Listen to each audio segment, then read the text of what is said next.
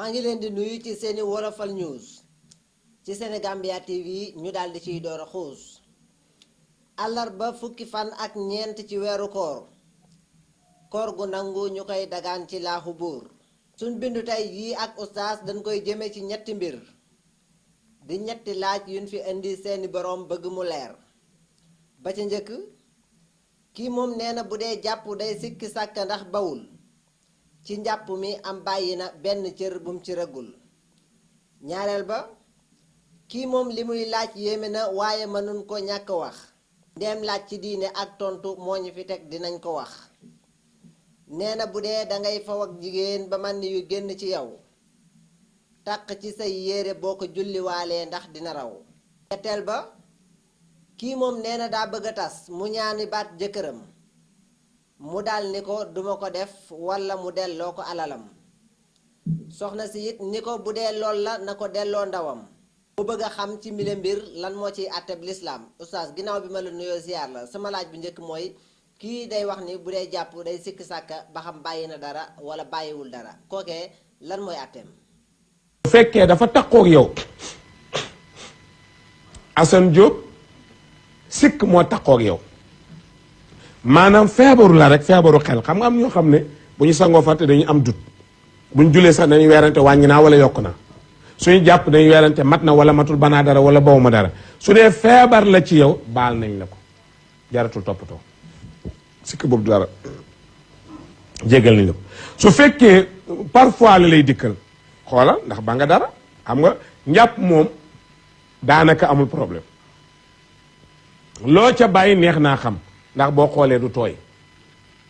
foofu moom amul problème mu yàlla bu fekkee weerante xel feebar la ci yow jéggal nañ la feebar ba jërëjëf oustaz loolu leer na sama ñaareelu laaj kii li muy laaj mooy daf ni bu fekkee dangay faw ak jigéen ba man yu génn ci yow kookee mu ne bu lay taq ci sa yére ndax loola mën nañ ko julliwaale lan moo ci àtteem bul mu commencé mën naa julli danga may laaj ndax li nga def dagan na bu ma tëbal dugal ma foofu fi nga may dugal du foofu foo safar moo du dëgg xaraam na bul xool ngay foo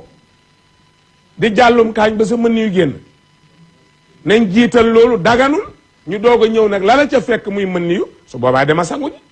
na góor ga sangu ji bu dee ku ma ko génne na jigéen ji sangu ji bu dee génn na mën yu jeex na yëre yi nga sol nag bu taqee dara da nga koy dindi summi ko ndax yëre yu am sobe kenn du ko julliwaale kon mabba nañ commencé ca fóonante ga foma waaye buñ tëb naan ma ndax yëre mën naa julli dangaa gaaw